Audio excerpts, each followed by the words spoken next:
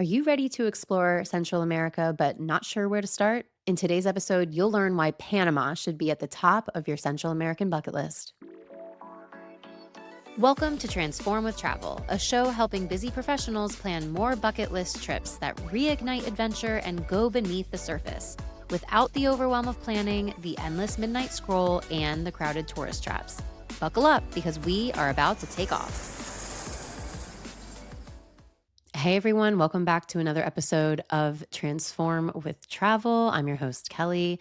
I'm really excited to be talking about our most recent trip to Panama. So, if you listen to episode 85, I actually talk through a little bit of the process of how to plan a perfect couples trip when one partner wants more luxury and the other partner wants more adventure. I go through my key strategies to be able to build a perfect itinerary for those two people. And as part of that example, I used our trip, how we planned our trip for Panama. We hadn't taken the trip yet. So this episode is to kind of go over our hot takes on what the experience was traveling through Panama. I love kind of talking about these episodes in the context of traveling off script. So, what does traveling off script means? It means going a little bit further past the main tourist area, right? And that's not to say that the main tourist area is bad by any means, but it just means going like one step deeper, taking one more flight, taking a little bit longer of a road trip, going up that high mountain a little bit more. It's where most people are going to stop, you keep going, right? And it's like that's going to help you get a little bit more of those layers of the place so that you can understand, you have a really great deep sense of place, deep sense of culture, and you get to uncover more about yourself as well. So, why Panama? Why did we choose to go to Panama? Well, if you go back to episode 85, you're going to hear all of the background. But we were supposed to go to South Africa this year for a safari, and the villa that we were supposed to stay at had to undergo a renovation. So, we were kind of spinning the globe, literally quite spinning the globe that we have in our house and putting our finger on different places. And eventually we were like, oh, I don't know. There's just so many places for us to go. We were tossing up Scotland, we were tossing up Galapagos. And then eventually I ended up getting introduced to a company down in Panama called Ogaya Travel. And the owners of the company, Yvonne and Maria Amelia, we had a chat and we realized, wow, we have so much in common. They have such a deep commitment to sustainability, not just of the environment, but of the culture and protecting indigenous culture, protecting the traveler's experience within the country, which also protects the people. It was just such a beautiful regenerative mindset of tourism. And I knew that the experience that they were going to be able to pull together for Sam and I would be top notch. And they blend so seamlessly adventure and luxury, which is something that Sam and I both kind of battle over, is who's going to get more of what.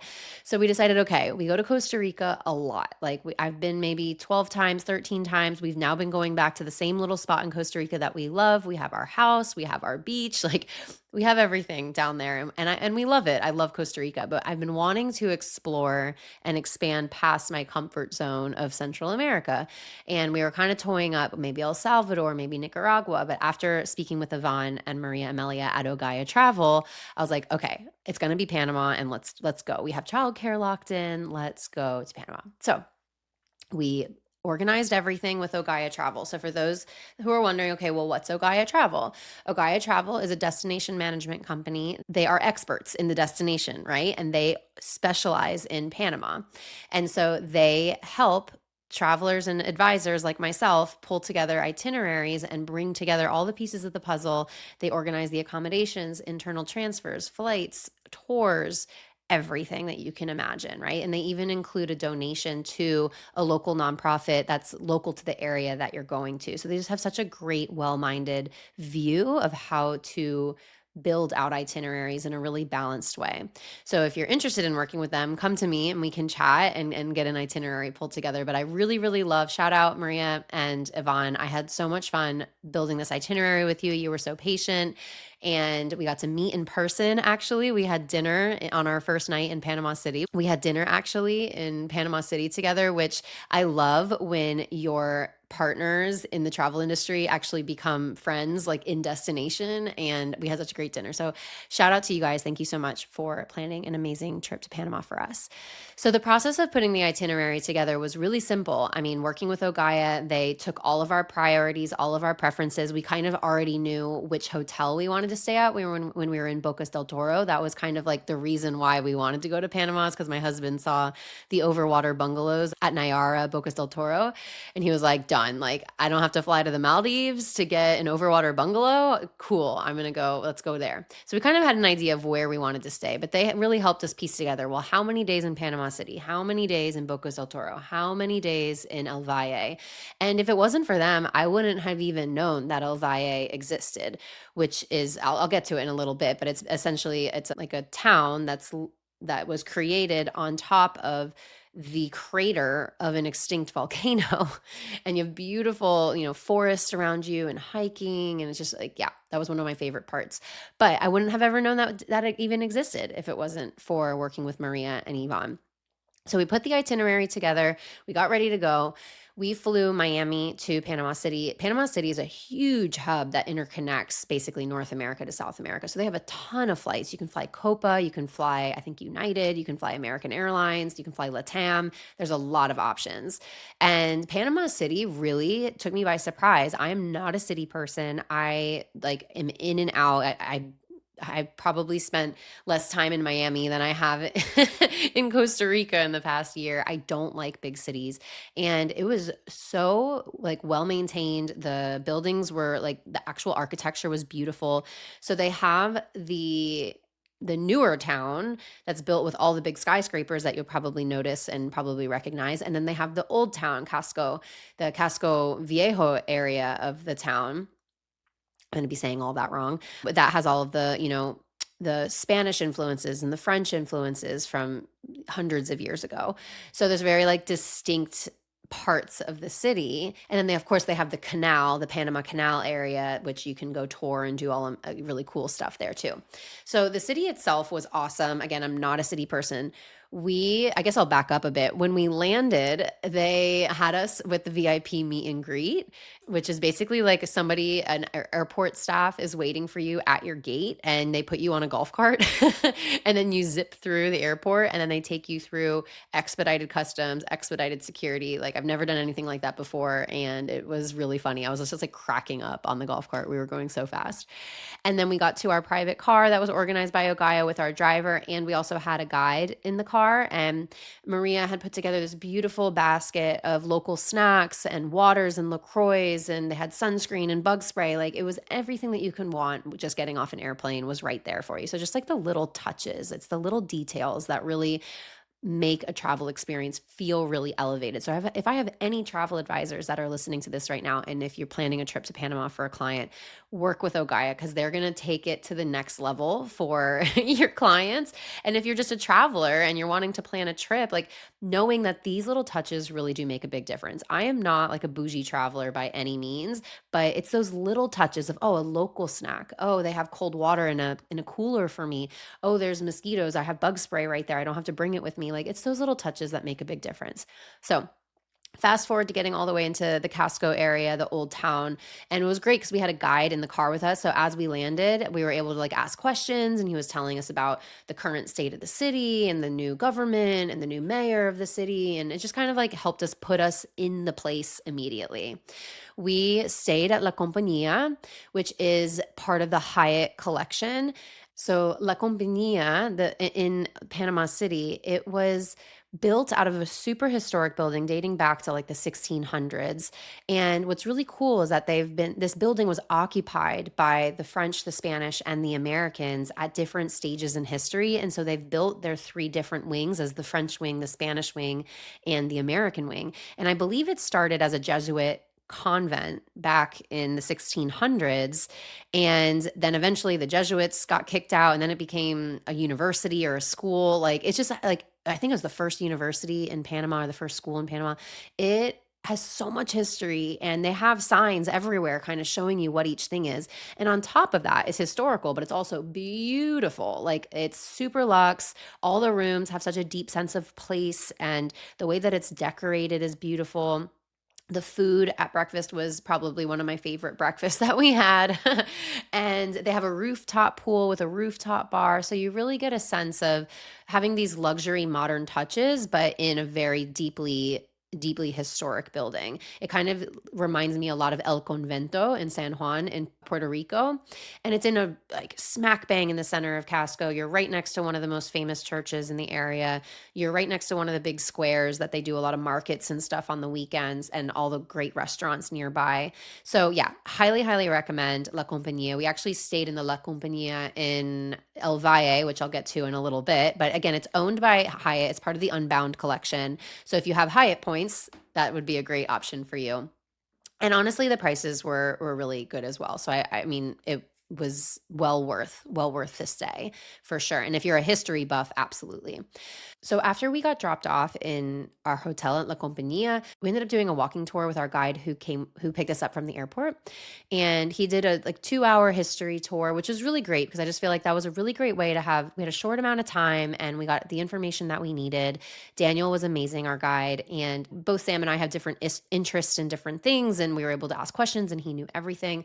So we had a really great time having our walking tour. We only were in Casco in Panama City for one night. We had dinner, like I said, with our partners Maria and Yvonne at Ogaya, and then the next morning, our same driver who picked us up from the airport picked us up from the hotel in the morning and drove us to the domestic airport, which is in a different area than the international airport, so don't get that confused.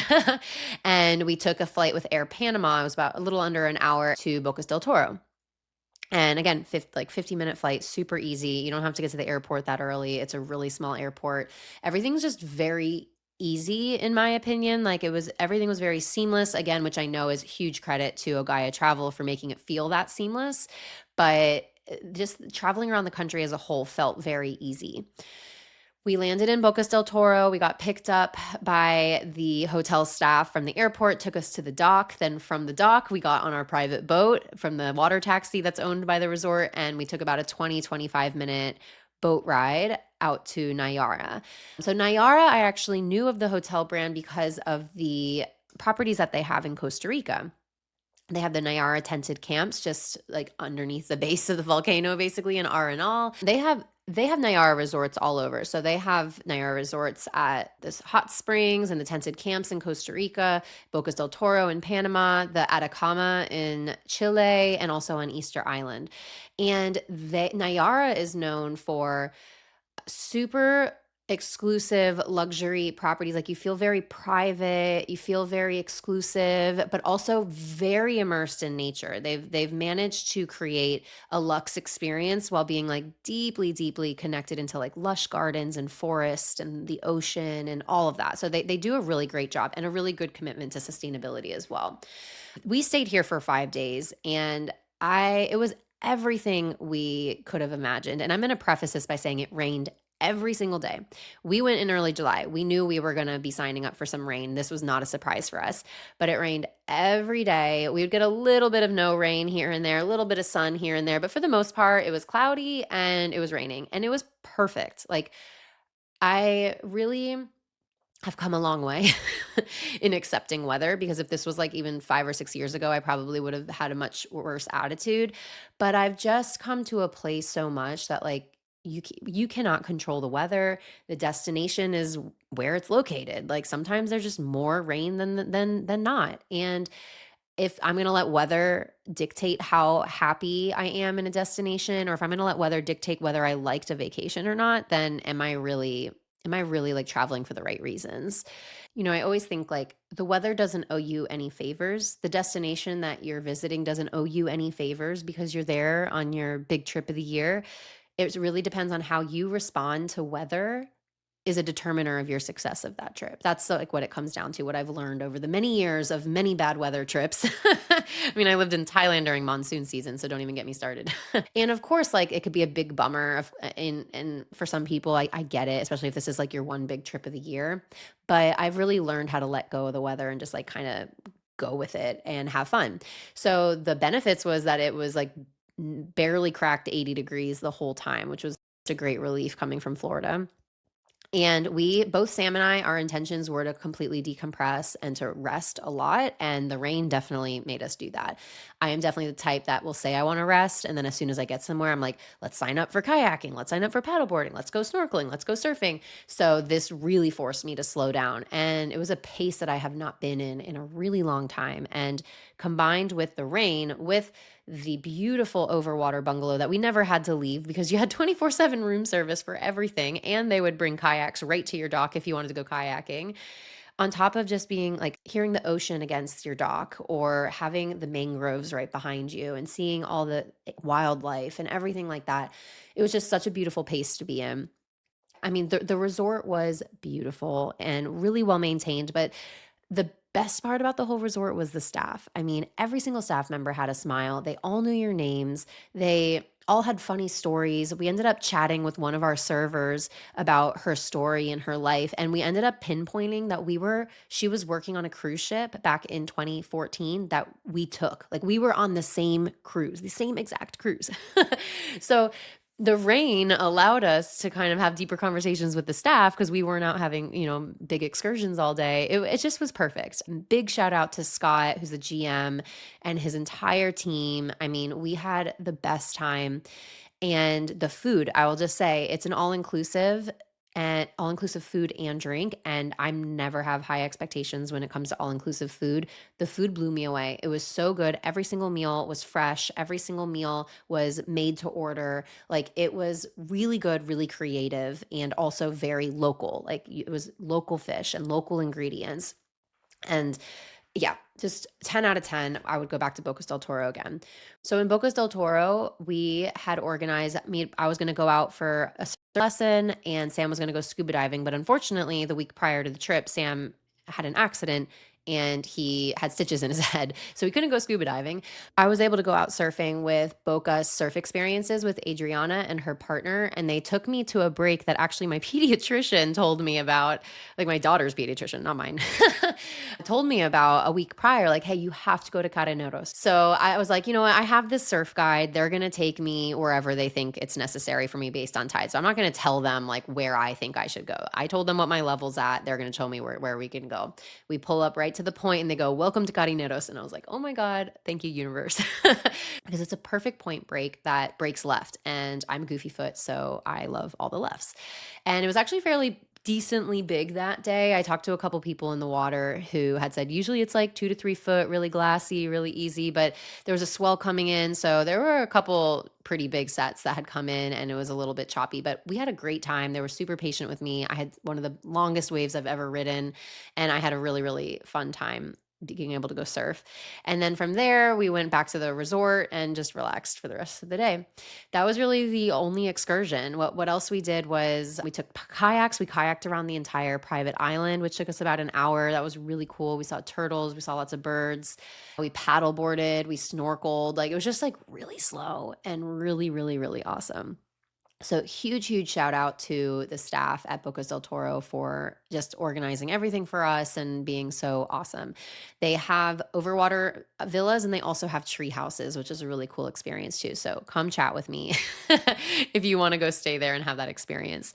And then from Bocas del Toro, we flew back to Panama City and then we got picked up by our same driver, Guillermo, at the domestic airport, and he drove us out to El Valle, which again is this area in the like kind of mountain region near the coast. And it's this old volcano that erupted and has this 6 kilometer wide crater. And eventually after many years of restoration, there was a town that was built within the crater of the volcano.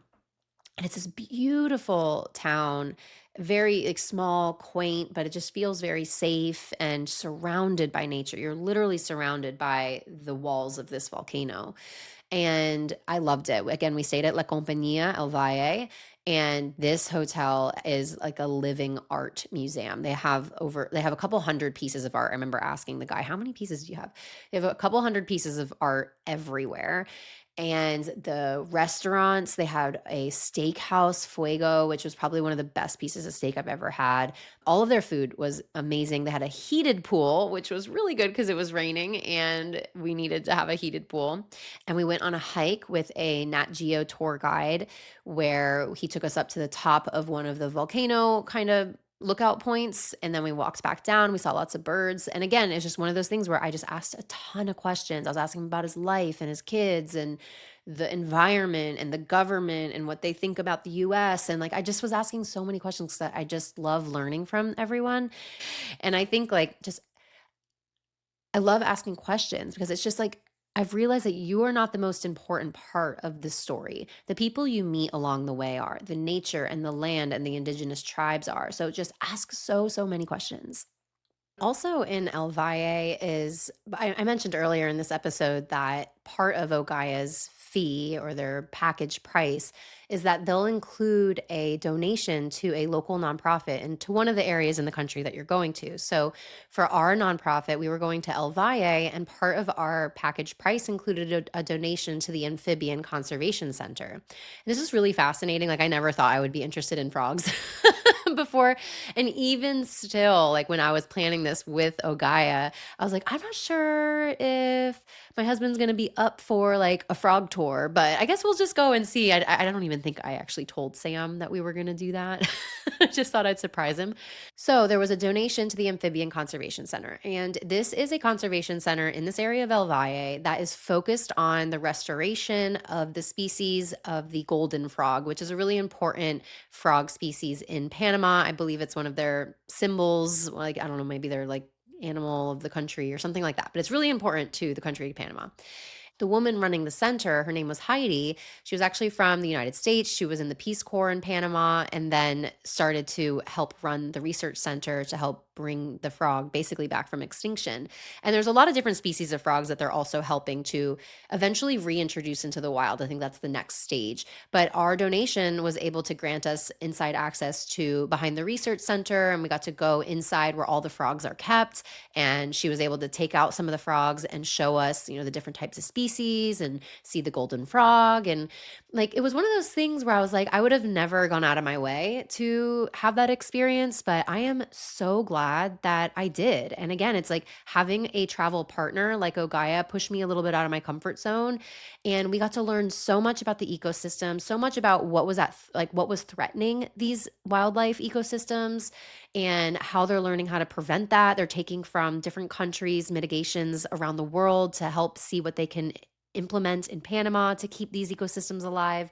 And I learned so much. So shout out to Heidi, shout out to the Amphibian Conservation Center for making that such a special experience for us.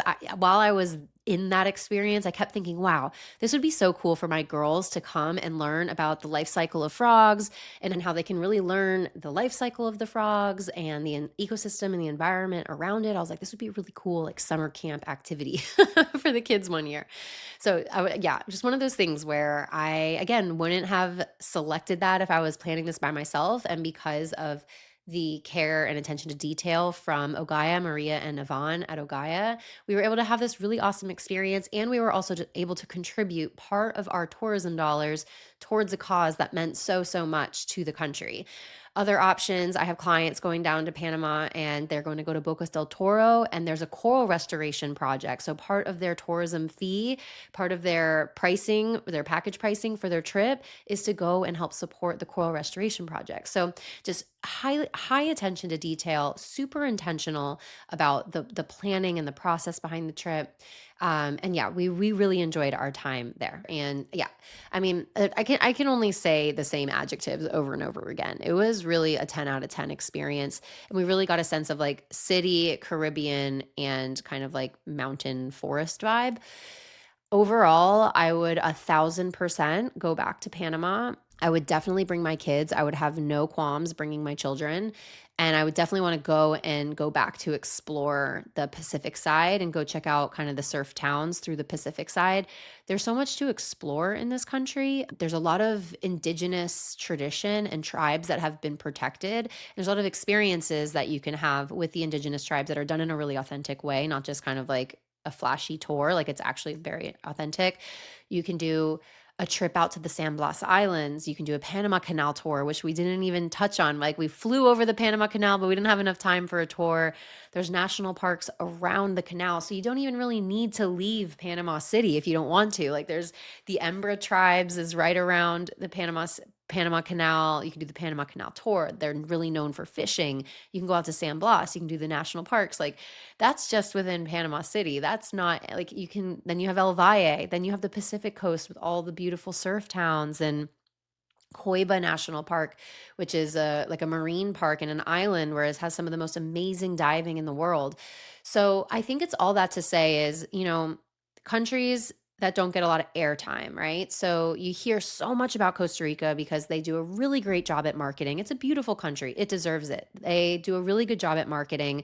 And then, of course, because of that, you have more of your friends and your neighbors and your family members that have gone to Costa Rica. So you hear more about it. And so you feel better going there. Whereas we haven't really heard that much about Panama in terms of like the travel and tourism industry. Like, what is there to do? Where should I go? Is it safe? All those questions. And after this trip, we will definitely be going back. We thought the food was phenomenal. We thought the people were super kind, super patient, especially when I was trying to speak Spanish with them.